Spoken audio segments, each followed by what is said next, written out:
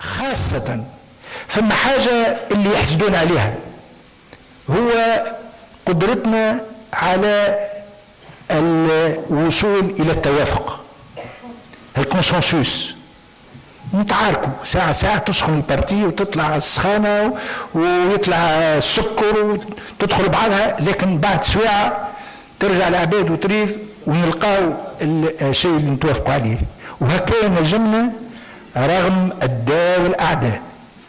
باش نوصلوا نتجاوزوا النقاط الخلافية اللي وقت الواحد يشوفها من الأول يقول هذه مستحيل كونهم يحلوها المشكلة هذه. حليناها المشاكل اللي تتعلق بالهوية واللي تتعلق بالحريات واللي تتعلق بالمساواة كل هالقضايا هذه وصلنا باش نلقاو لها الحل المناسب، الحل اللي يشرف، والحل اللي احنا كتكتليين نعتز به لانه متناسب ومتناغم مع القيم اللي نظلنا من اجلها واللي من اجلها اسسنا التكتل، واللي هذه القيم هذه ماناش مستعدين مهما كان الثمن باش نسلم فيها رغم القيل والقال.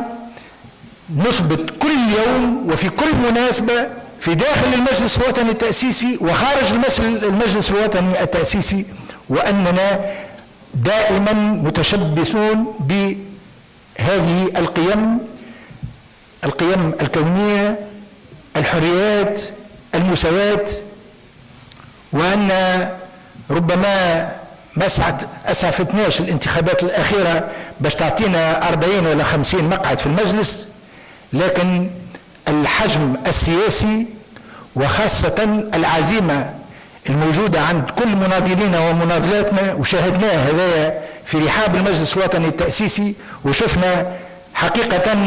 لبوات كما يقولوا اللي وقت اللي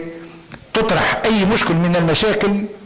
يقفوا ويدافعوا وما يسلموش في حقهم ويبلغوا صوتهم، وفي نهاية الأمر